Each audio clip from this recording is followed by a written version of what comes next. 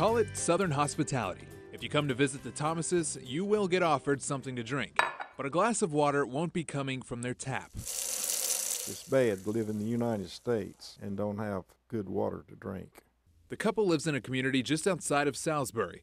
Their well sits just a couple hundred yards from Duke Energy's Buck Steam Station and the 3 ponds housing more than 5 million tons of coal ash. We're trying to deal with it.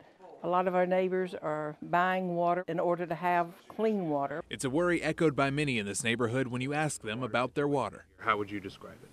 Terrible. Well, I think a lot of people are scared. I would like to see fresh water ran through here, through the city. We immediately switched from drinking the well water and started buying bottled water to drink and to cook with and to wash the dishes. One neighbor is even bathing her young children in bottled water. Their concerns first surfaced in 2011 when Duke Energy's own groundwater tests from around the pond showed levels of hexavalent chromium, a substance known to cause cancer, well above state standards, along with several other contaminants. Are those a concern for you guys?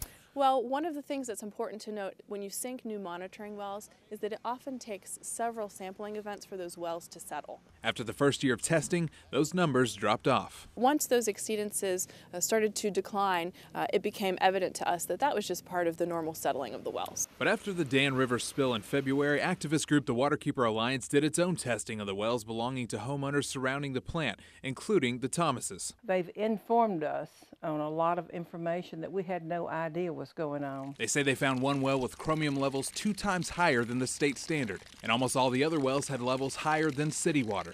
This has been going on for some time, and you can't tell me that they didn't know something about it 15, 20 years ago. Do you see their frustration? I mean, some of these families buying bottled water constantly for everything, cooking, cleaning. Yes, absolutely. I mean, we certainly do not want to have neighbors who feel compelled that they need to provide bottled water to their own home. So Duke did some more sampling and also hired a third-party company called Pace Analytical to test 15 nearby homes. Both sets of those tests showed chromium at levels that were well within what the state and the EPA allows. All indications for all the data that we have seen so far show that there is no influence from the ash basins to those private wells. A lot of people have been sickened, I truly believe, by the chemicals in the water. It's unfortunate that there's no way of proving it.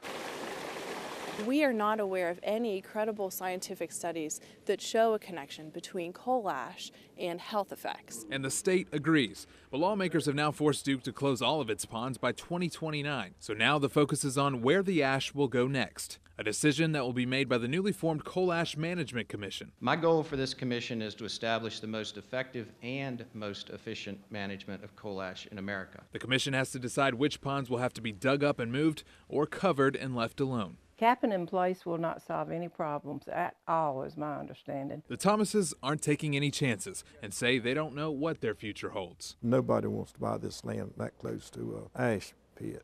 It's just messed up our legacy to our children.